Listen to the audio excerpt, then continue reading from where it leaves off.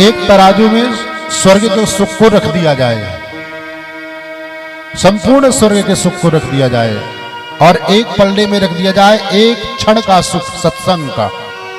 एक क्षण का कह रही है वो त्रिजटा, फिर भी बराबरी नहीं हो सकती। ये वो सत्संग है।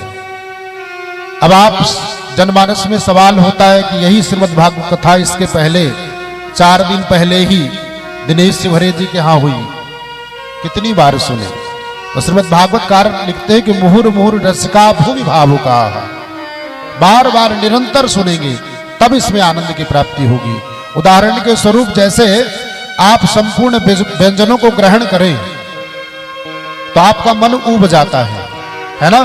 लेकिन दाल और चावल एक ऐसा व्यंजन है कि आप सुबह बना करके खाएं तो अलग स्वाद, और शाम को बना करके खाएं तो अलग स्वाद।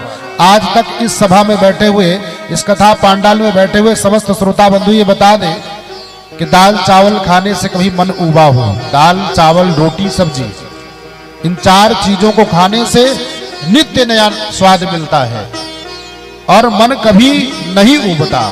इसलिए ये सत्संग रूपी ऐसा अमृत है कि मुहुर मुहुर रसिका भूमि भावुका, बार बार निरंतर सुनेंगे, जितनी बार सुनेंगे उतना ही आनंद मिलेगा। हमारे शैलेंद्र भैया बैठे हैं, इसके पहले आश्रम में कथा हुई। शैलेंद्र भैया 7 दिन तक, अभी कुछ ही क्षण में पहले कह रहे थे कि महाराज जी मैं हमारे जगत पंडित जी से कह रहे थे कि मैं आया था व्यवहार करने के लिए, कि जाऊंगा एक दिन आश्रम में और महाराज जी को ये दिखाऊंगा कि मैं आया हूं। और एक दिन आए और 7 दिन क्या, उन्होंने अपने मन में संकल्प कर लिया कि हमारे पहुंच के आसपास महाराज जी कहीं भी भागवत होगी तो हम निरंतर जाएंगे।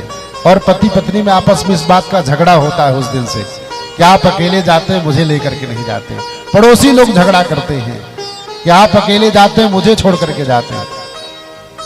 कहने का तात्पर्य ये वो सत्संग है। इस सत्संग की इतनी बड़ी महिमा है। एक बार चस्का तो लग जाए, एक बार रंग तो चढ़ जाए, और जिसको एक बार इस सत्संग का रंग चढ़ गया वो कभी फीका नहीं पड़ता।